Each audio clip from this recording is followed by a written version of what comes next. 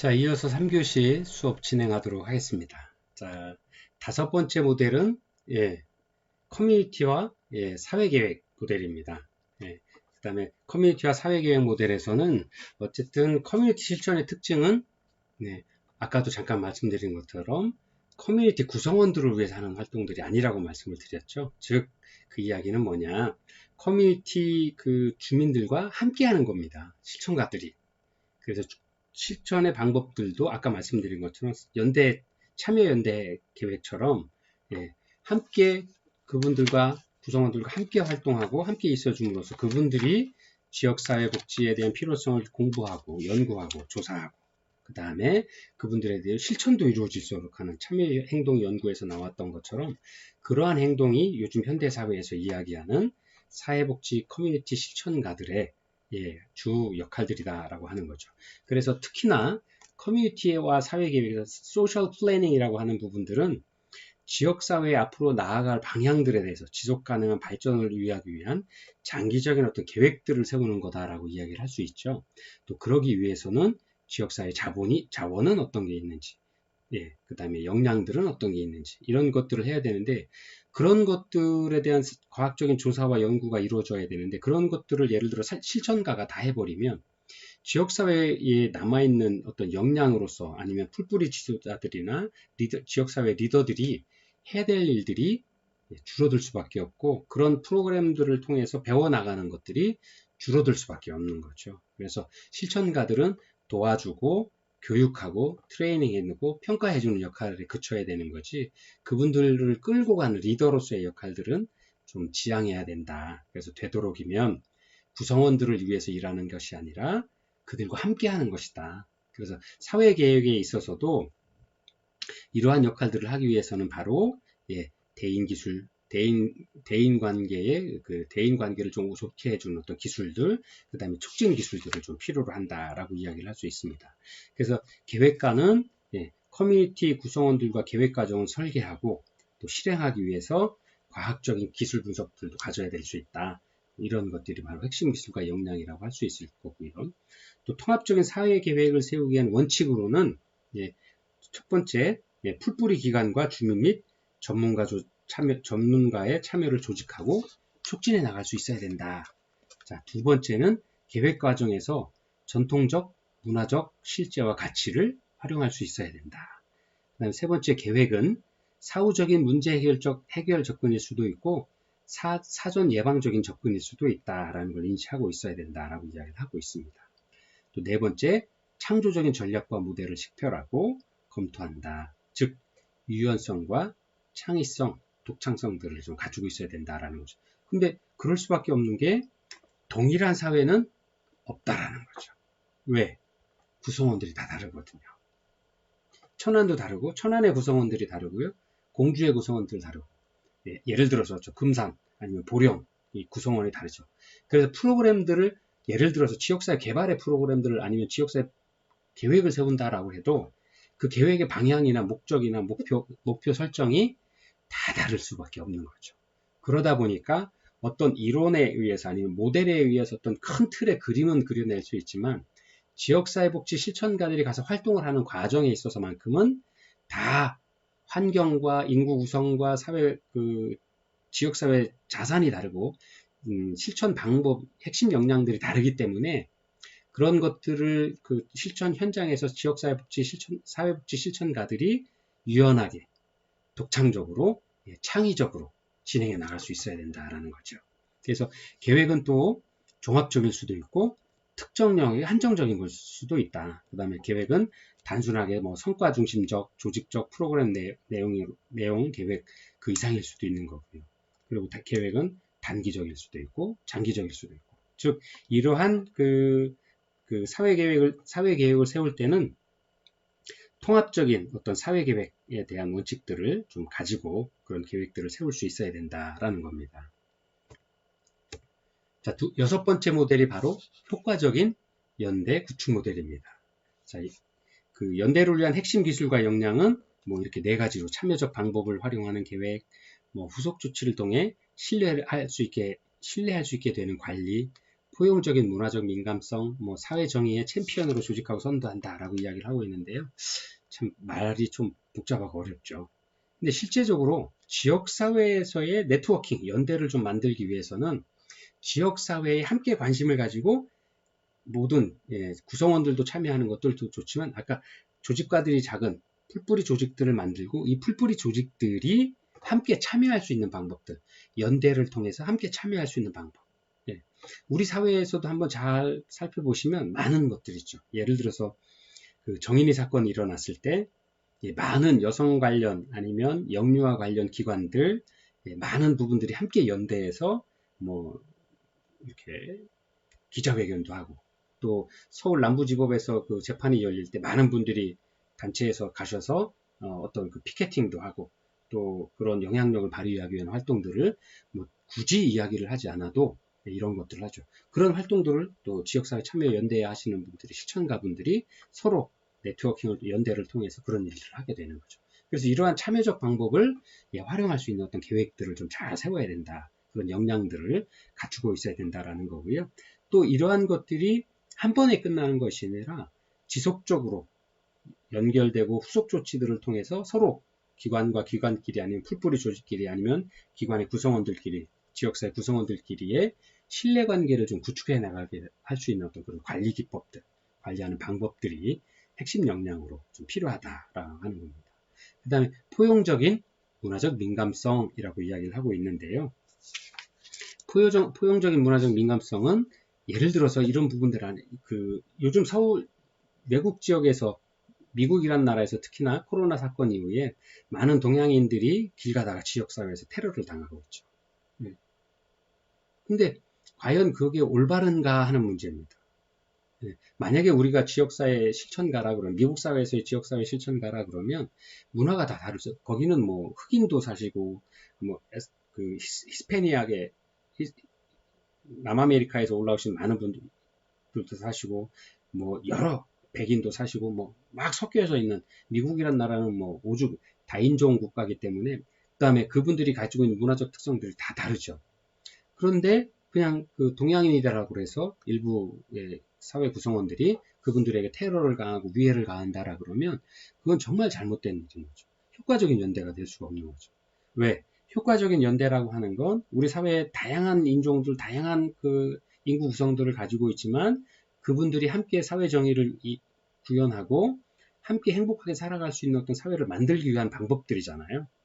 그런 방법들을 위해서는 바로 이런 포용적인 피부색이 다르고 쓰는 언어가 다르고 쓰는 행동이 다르고 살아온 환경이 다르지만 우리가 예를 들어서 미국이란 나라 아니면 한국이란 나라에서 함께 살아가고 한국이란 나라의 구성원이고 우리 모두 함께 행복해야 되기 때문에 당신의 문화도 존중하고 피부색에 의한 차별이 없이 함께 이해하고 포용하려고 하는 노력들을 해야 된다. 그런 것이 바로 이제 포용적인 문화적 민감성을 높인다라고 이야기를 하고 있는 겁니다.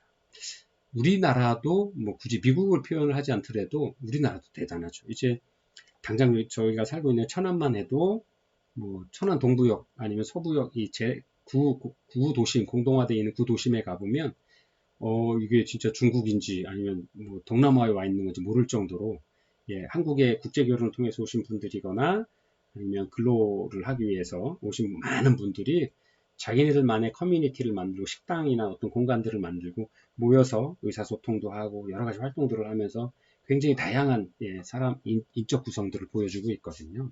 그래서 그러한 곳에 뭐 어떤 문제들이 생겨서 활동을 한다? 그런 지역에서 활동하시는 분들이라 그러면 당연하게도 포용적인 문화적 민감성을 굉장히 높여서 가지고 계셔야 되는 거죠. 그래서 피부색이 다르다고 해서 아니면 사용하는 언어가 다르다고 해서 그분들을 차별한다거나 아니면 우리 사회 구성원에서 뭐 서비스에 제한을 둔다거나 할 그런 어떤 방법, 그러한 어떤 행위를 한다라 그러면 그건 굉장히 타당하지 않고 맞지 않는 거죠. 그래서 그런 부분들을 설명할 때 포용적인 문화적 민감성을 좀 높여야 된다라고 이야기를 하는 겁니다. 그다음에 사회정의의 챔피언으로 조직하고 사회정의를 구현하기 위한 어떤 여러 가지 방법으로 우수한 방법으로 만들어 나가야 된다라고 하는 겁니다. 자, 그럼 여기에서 커뮤니티 실천가가 연대 활동을 지원하기 위해서 스스로 얼마나 준비가 되어 있는지를 스스로 자가 점검해 보는 질문들이 있습니다. 한번 여러분도 강의를 들으시면서 한번 만약에 여러분들이 지역사회복지 실천가라 그러면 본인은 얼마나 연대에 대한 어떤 부분들에 대해서 스스로 준비가 되어 있는지 평가해 보시기 바랍니다. 자, 첫 번째가 연대에 참여해 본 경험이 있는가? 있다면 파트너로서인가? 조직 구성원으로서인가? 혹은 관찰자로서인가? 하는 부분들입니다. 또 두 번째 질문은 연대의 가치와 한계에 관해서 어떠한 이해와 관점을 가지고 있는가 하는 부분들입니다. 또 세 번째, 활동하고 있는 커뮤니티에서 성공적 연대라고 평가할 수 있는 요소는 무엇인가? 또 네 번째, 활동하고 있는 커뮤니티에서 연대의 힘과 합법성을 부여하는 요소는 무엇인가 하는 질문이고요. 다섯 번째, 연대를 위해 중요한 역할, 중재자, 협상가, 대변자, 연결자, 리더, 여러 가지 있습니다. 그리고 그러한 역할과 기술 가운데 경험한 것은 무엇인가, 또 본인의 강점은 무엇인가, 이런 것들을 고민해 볼 필요가 있고요. 마지막으로 나의 기술을 증진시킬 수 있는 전략과 계획은 어떤 것들이냐, 그런 것을 가지고 있는가, 이런 질문들을 스스로 던져볼 수 있어야 되고요. 죄송합니다. 잘 알아듣지 못했습니다. 이러한 질문들을 통해서 스스로 사회복지 커뮤니티 실천가가 연대 활동을 위한 어떤 자기 자신의 어떤 준비 상태를 체크해 볼 수가 있게 되는 거죠. 이러한 어떤 스스로 많이 준비되고 또 문화적인 민감성 이런 것들을 잘 충분히 갖추신 분들이 효과적인 연대를 구축하기 위한 어떤 역량들을 충분히 갖추었다라고 이해할 수 있을 겁니다. 자, 그 다음에 일곱 번째가 집단적, 정치적, 사회적 행동 모델입니다. 자, 정치적, 사회적 행동 모델에서 그 중요한 역량은 바로 행동 집단을 조직화하고 조정하는 것. 그 다음에 경제적, 사회적, 환경적 성과를 위한 정책을 분석하는 역량들. 그 다음에 세 번째가 커뮤니티 전반에 대한 경제적, 사회적, 환경적인 성과를 측정할 수 있는 어떤 역량. 그 다음에 네 번째가 사회정의와 인간의 권리 증진을 위한 옹호. 이렇게 말씀을 드릴 수 있습니다. 자, 정치적, 사회적 행동은 커뮤니티 실천가들에게 굉장히 중요하고 민감한 이슈라고 할 수 있습니다. 아까 그 지역사회 커뮤니티 실천가의 핵심 역할이 핵심 역할들을 설명을 하면서 관련된 하위 역할의 후보자의 역할, 캔디데이터라고 해서 정치 후보자의 역할들 또 해야 될 필요할 수 있다라고 설명을 드렸던 걸 기억하시면 좋겠습니다. 자, 우리가 많은 사회복지 실천 또 특히나 지역사회복지 실천에서 지역사회 변화를 위한 가장 큰 어떤 그 실천 방법이 바로 사회적 행동입니다. 우리가 소셜 액션이라고 하는. 그래서 그런 행동을 통해서 지역사회 구성원들에게 이러한 문제가 있음을 알리고 또 이러한 문제를 해결하기 위한 어떤 역량들을 함께 모을 수 있고 관심과 역량들을 모아서 그런 변화를 이끌어내기 위한 그래서 당초에 그 지역사회복지 프로그램의 목적을 달성하기 위한 행위들을 하게 되는데요. 가장 효과적이고 가장 눈에 보이는 가시적인 효과를 낼 수 있는 그 행동, 그 프로그램 실천 방법이 바로 정치적, 사회적 행동 모델이라고 할 수 있을 겁니다. 자, 정치적 행동 모델은 예를 들어서 이런 거죠. 어떤 그 대통령 총선이 있거나 아니면 국회의원 선거가 있거나 아니면 지역사회에서 시의원이든 구의원이든 도의원들의 어떤 그 선거가 있을 때 예를 들어서 우리 커뮤니티에서 어떤 그 해결하고자 하는 문제들, 지역사회 욕구가 있을 때 그런 욕구들을 정치 후보자들이나 아니면 그런 분들에게 우리의 요구를 들어달라고 우리의 의견들을 제안을 할 수 있는 거죠. 그래서 예를 들어서 그분들이 어떤 정치적인 어떤 역량을 발휘할 수 있을 때 그러한 역량들을 우리 지역사회 문제를 해결하기 위한 방향으로 좀 활용해 달라라고 이야기를 할 수 있는 거죠. 그래서 대개 하는 것들이 공청회 아니면 정책 토론회 아니면 요즘 이제 표를 모으기 위한 티파티 이런 것들 많이 하죠. 그런 활동들을 우리가 지역사회 실천가들이 그런 활동들을 하는 겁니다. 그래서 행동 집단을 조직화하고 조정하고 그래서 그런 결과들을 그런 어떤 그 기회에 선거의 기회나 아니면 어떤 그 행동을 하기 위한 방법들로 정리해서 전달하고 보여줄 수 있는 거죠. 즉 행동으로 나타내 줄 수가 있게 되는 거죠. 예, 그래서 그러한 것들이 실제로 많이 쓰이고 있습니다. 우리도 많은 특히나 우리 사회복지사 선생님들이 대개 보면 지역사회에서의 아무래도 이제 사회적 약자를 위한 일을 하다 보니까 아무래도 스스로의 목소리를 내는 거에 익숙하지 않고요. 또 하나 사회복지를 공부하시는 분들이 우리가 그래도 사회복지를 공부하는 사람들이 이렇게 과격한 행동을 하면 돼? 아니면 우리가 이런 것들을 해도 돼? 라고 하는 어떤 그런 생각들에 소극적인 의견들을 내시는 경우가 많이 있습니다. 그래서 그러다 보니까 사회복지사의 급여 수준도 다른 어떤 전문가 집단에 비해서는 여러분들 아시는 것처럼 굉장히 낮죠. 그 다음에 실제로 또 상담을 하거나 아니면 성폭력 상담이나 가정폭력 상담 또 이런 많은 활동을 하시는 분들이 다른 어떤 전문가 집단에 비해서 급여 테이블도 작고요. 그 다음에 사회적인 어떤 대우도 굉장히 낮고요.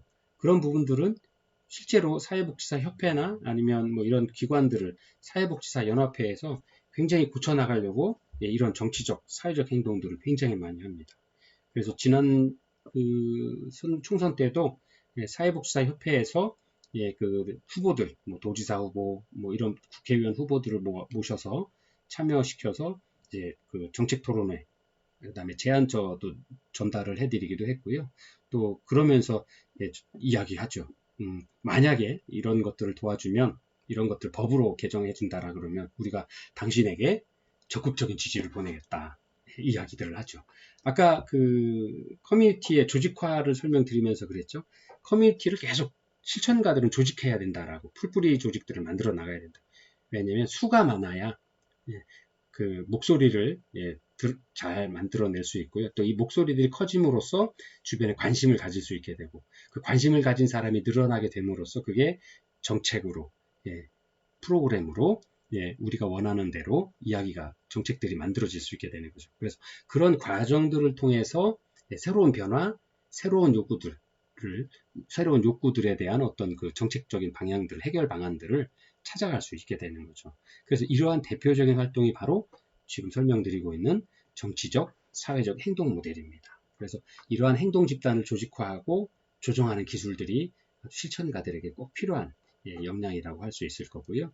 다시 한번 말씀드리지만 이러한 것들을 위한 정책적으로 분석하고 이러한 합리적인 어떤 방안들을 계획해낼 수 있는 어떤 역량들, 그 다음에 이러한 성과들을 측정해낼 수 있는 어떤 기술들, 그 다음에 마지막으로 사회정의와 인간의 권리 증진을 위한 옹호 활동들을 어떻게 해나갈 것인지, 그 다음에 사회적 행동에는 대표적으로 시위가 있죠. 시위 행동, 그 다음에 특히나 요즘 어떤 의사 전달을 하는 과정에 있어서의 1인 피켓팅, 법과 제도의 시위를 어떻게 해야 되는지, 자신의 의사 표현을 어떻게 해야 되는지를 다 하고 있죠. 집회 결사의 자유를 보장하고 있죠. 그런 것처럼 법이 정해져 있는 테두리 안에서의 의사를, 사회적인 행동들을 통해서 커뮤니티의 어떤 욕구나 변화의 흐름의 욕구들을 합리적으로 전달할 수 있는 방법들을 그런 것들을 하는 것이 바로 정치적, 사회적 행동 모델이다라고 이해할 수 있을 겁니다. 자, 그 다음에 마지막으로요. 8번째 모델이 바로 진보적인 변화를 위한 운동이다, 운동 모델입니다. 그래서 진보적인 변화를 운동 모델에 있어서는 협업과 네트워크 구축, 그 다음에 촉진, 리더십 이런 것들이 필요합니다. 그래서 진보적인 변화를 위한 운동에 필요한 핵심 기술과 역량은 이렇게 설명드릴 수 있는데요. 커뮤니티 실천가는 각각의 핵심 기술과 역량 수준에 대해서 다음과 같이 스스로 자문해 볼 수 있어야 된다라고 이야기를 하고 있습니다. 자, 첫 번째 핵심 역량에서 협업과 네트워크 구축인데요. 첫 번째는 서로 다른 구조를 가진 집단들과 구성원들에게 공통의 관심사로 통합하는 것을 도운 경험이 있는가. 그런 경험들을 가지고 있어야 된다는 거죠.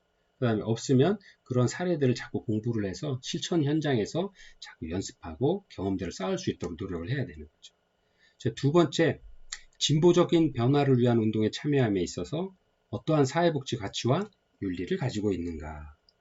또 세 번째, 사회적, 경제적, 또 환경적 복지를 향상시키는 데 초점을 둔 구체적인 목적을 위해서 자연적인 협업이 이루어지고 있는 것은 어디인가라고 질문을 통해서 이런 역량들을 구축하는 기술들을 가지고 있어야 된다라고 이야기를 하고 있습니다. 두 번째가 촉진인데요.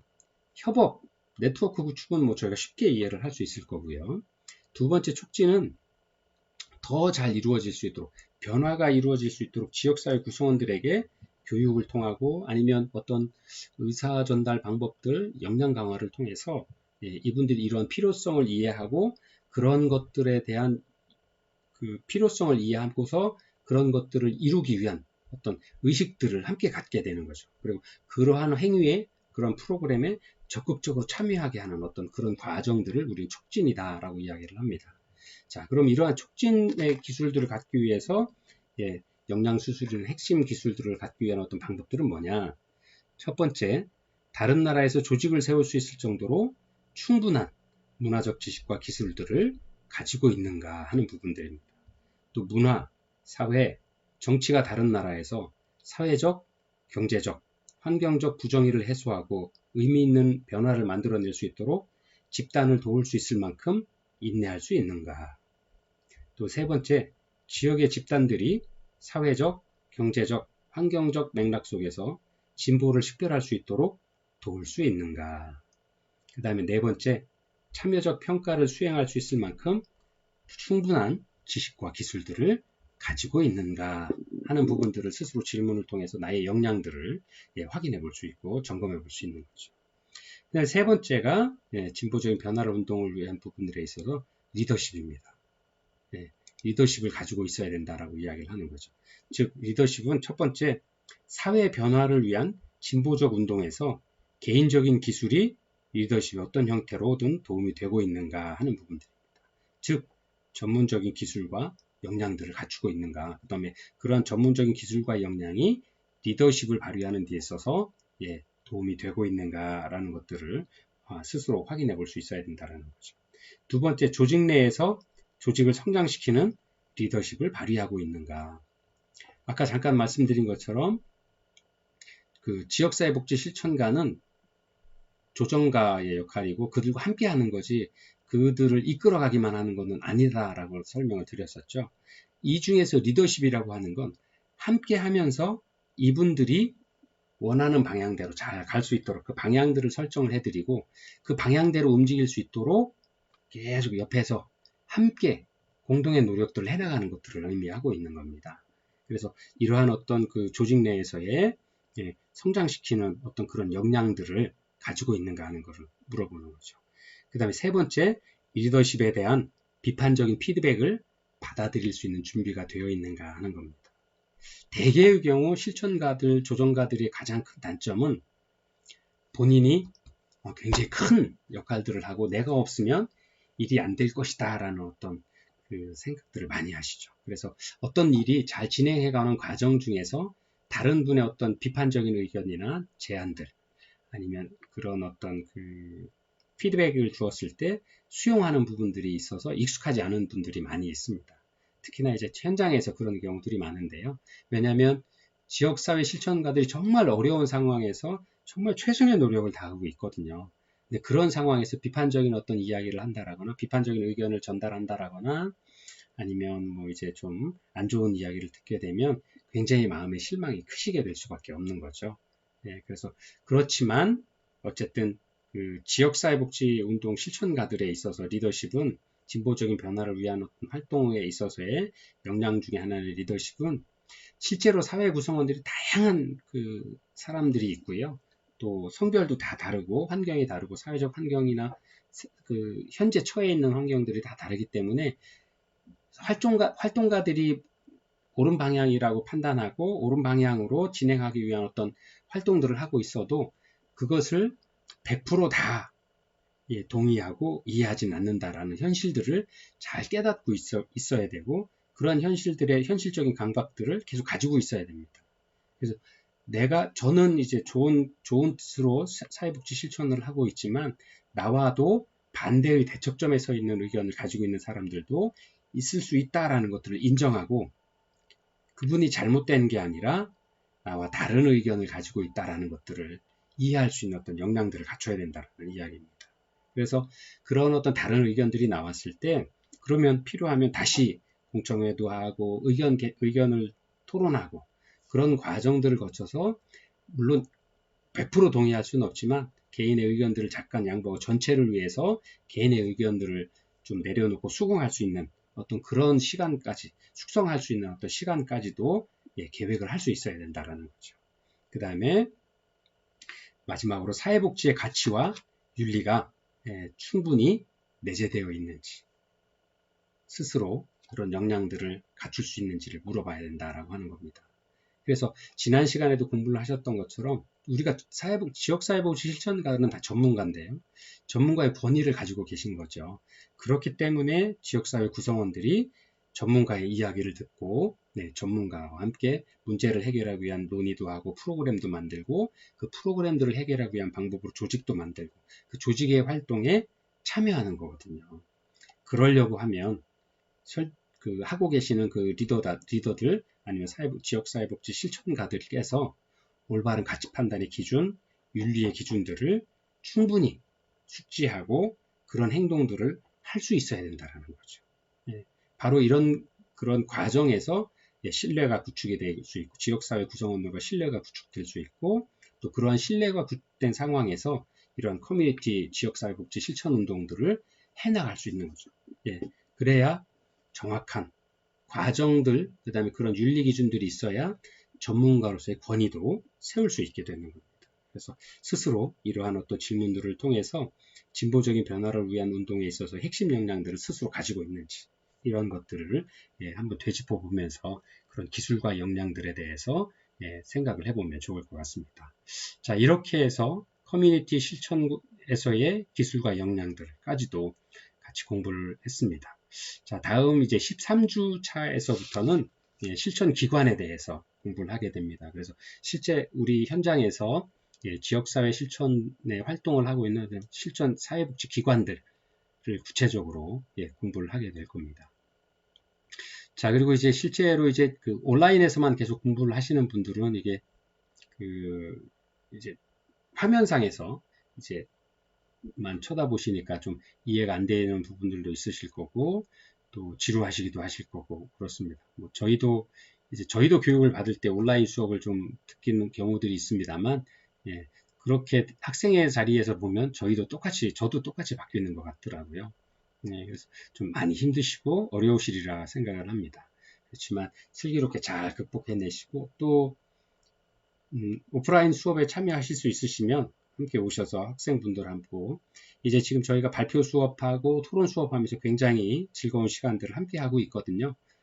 여러분들도 시간이 되신다 그러면 오프라인으로 학교로 오셔서 함께 수업에 참여도 하시고 그 다음에 이제 여러 가지 경험들을 함께 나누면서 현장에서의 수업들의 경험도 한번 해보시기를 바랍니다. 왜냐하면 여러분들이 작년 한 해도 온라인 수업으로 다 하셨고 오프라인으로 수업을 계속 온라인 수업을 하시다 보니까 지금 현재 그 학교에서 매주 토요일 날 오프라인 수업을 하고 계신 많은 선생님들께서도 작년에도 좀 오프라인 수업을 했으면 힘들더라도 더 좋았을 텐데 하는 아쉬운 말씀들을 많이 하고 계십니다.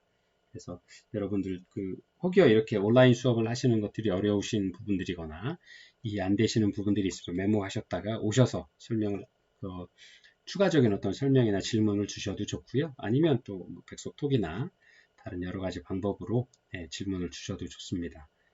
제가 모르는 것들은 조사를 해서 다시 말씀을 드릴 수 있게 준비를 할 거고요. 아는 부분들은 즉시 성실하게 대답을 할 수 있도록 하겠습니다. 자, 긴 시간 수고하셨고요. 이렇게 해서 12주차 3교시 수업을 모두 마치겠습니다.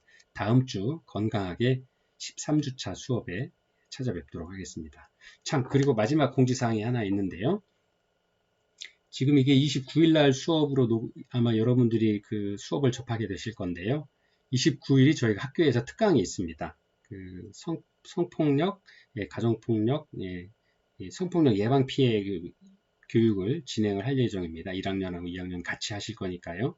시간이 되시는 분들은 학교에 29일 날 11시 30분까지 오셔서 특강을 들으셔도 좋습니다.